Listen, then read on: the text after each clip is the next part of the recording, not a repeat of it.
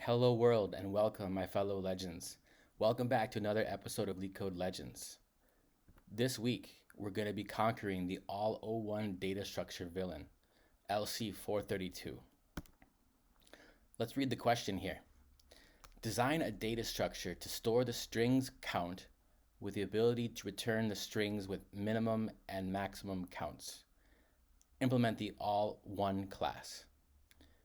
So what we're doing here is we're designing a data structure that will track the frequency of strings in some context. So we'll be counting how many times does the word leet occur, how many times does the word code appear, and so on. The operations this data structure has to support are increment, decrement, get max key, and get min key.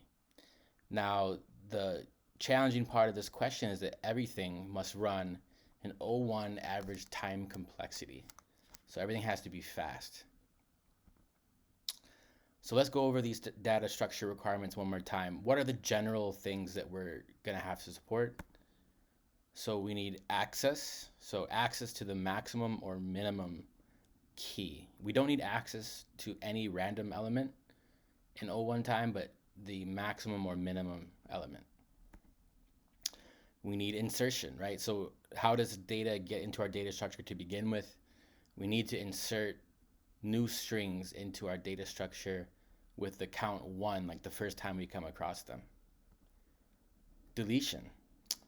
We need to be able to remove keys from our data structure when we decrement their count repeatedly until the count becomes 0. We're not going to keep keys with 0 count in our data structure because that just wastes space and it will actually make it harder to achieve the O1 constraint there. We need to be able to search through our data structure. We need to be able to find a key or a string and find out what is its count. And again, all in O1 average time. This O1 average time should be a major hint you should be listening for. And it's hinting that maybe we need to use a hash map. Hash maps are known to have O1 average time. Worst case, they're actually linear, but that will almost never happen, right? So let's take a look at the big O cheat sheet here. So in creating this data structure, we're probably going to be composing it of other common data structures. So what things in this table can achieve our O1 average time? You see here that the big O cheat sheet has things highlighted in green if it's constant time access. And constant time access really limits our options. We have hash table, which was sort of a big clue from the problem description. We also see that stacks, queues have O1 insertion, deletion, and also singly linked list and doubly linked list. So I'm interested in hash table and doubly linked list. I think these two are going to be really helpful for solving this question. It's a pretty common thing to build a data structure, a high performance data structure, where you have like a linked list and you back it with a hash table. This design paradigm is very useful for problems like the LRU cache problem.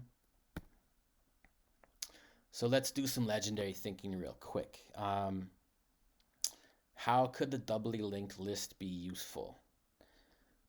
What I'm thinking is that with a doubly linked list, you could have like a head pointer and a tail pointer, and you can try to keep the biggest element near the head and the smallest element near the tail, and you'd have quick constant time access to the head or the tail. Let's take a minute and maybe we can draw this out. Ooh, I already drew it.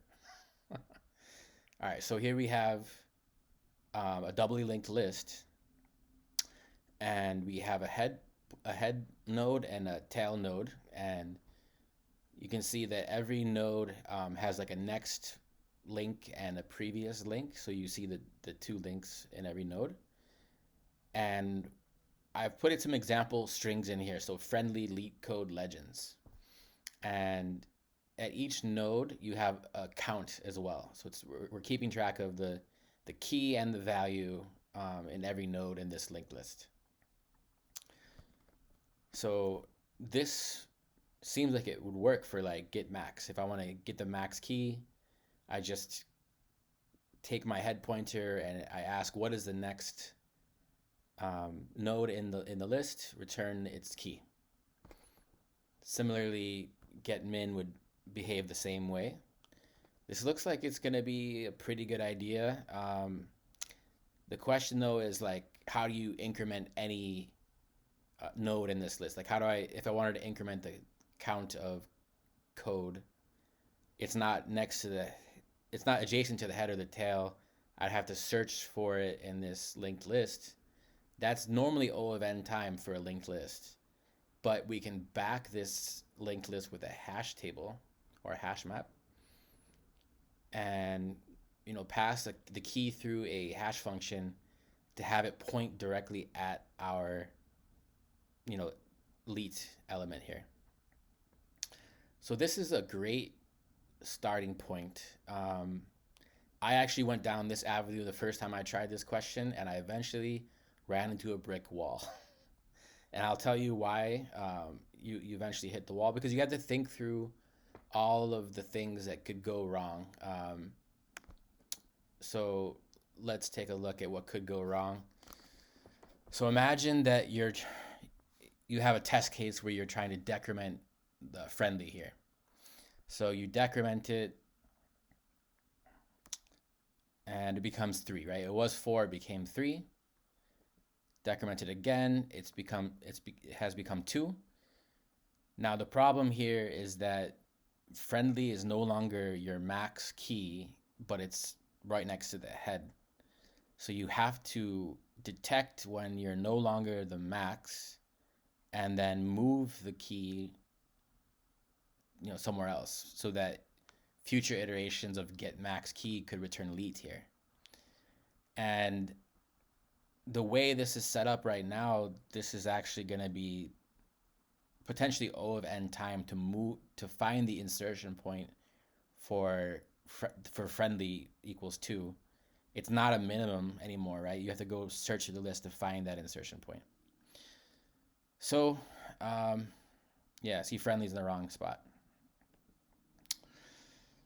All right, so all problems in computer science can be solved by another layer of indirection. Famous quote by some guy. Do you know who some guy is? So let's try a different idea. Let's add a level of indirection. So instead of directly, running the hash function and pointing directly at the linked list element, what if we point to a count? So I have leet and I pass it through my hash function and it returns 3. So there's the current count, the frequency of leet is 3. And then I pass that through another hash function that points to all of the elements that have count 3. In this case, there's only one element in that set, right? It's leet. So it points to that element there. If there were more strings with the same frequency, it would also be in that set there. So what's nice about this is it would keep all of the keys with the same count in the same set. And when you do things like increment a count, right? So let's take a look at this example. We're incrementing code, and this current count is 2. So that points to the set here, which contains only code. We want to increment the count. So now it becomes 3. We had to move code from the previous set that it was in into the set that includes Leet. The hash function will map us to that element. And notice here too, there was a little corner case where all of the keys that had count 2 are now gone. So we had to remove that linked list element. So I think this is gonna do the trick here. And in fact, I know it does because I already coded it. I'll share my code in the description. I'm not gonna code this question up live because there's actually a lot of code. It's like, because there's a lot of corner cases, but this is the design that will solve this problem efficiently and have all of the class methods behave in O of 1 time. Victory is ours! So let's go over some key points for this question.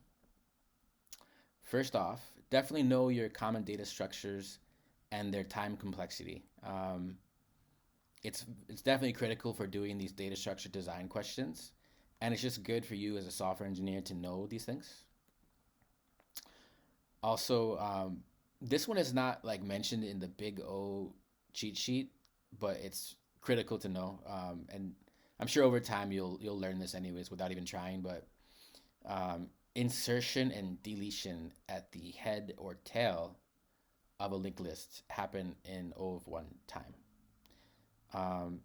If you need to like search for an insertion point somewhere in the middle of the linked list, then that's gonna be O of n time to find, like, to linearly scan the list. But if you are inserting at the head or the tail, it's O of 1 time. Backing a linked list with a hash map, as I mentioned earlier, is a really common technique that can sort of make another common data structure faster. And chaining 2 hash maps together like we did here is also a very common and useful thing. So thank you very much for joining this week. Please like and subscribe if this video helped you out. And take a look at the code. I will make sure to make it really clean so you guys can follow through the code exactly. All right. Thank you very much for your time, everyone. Have a great day.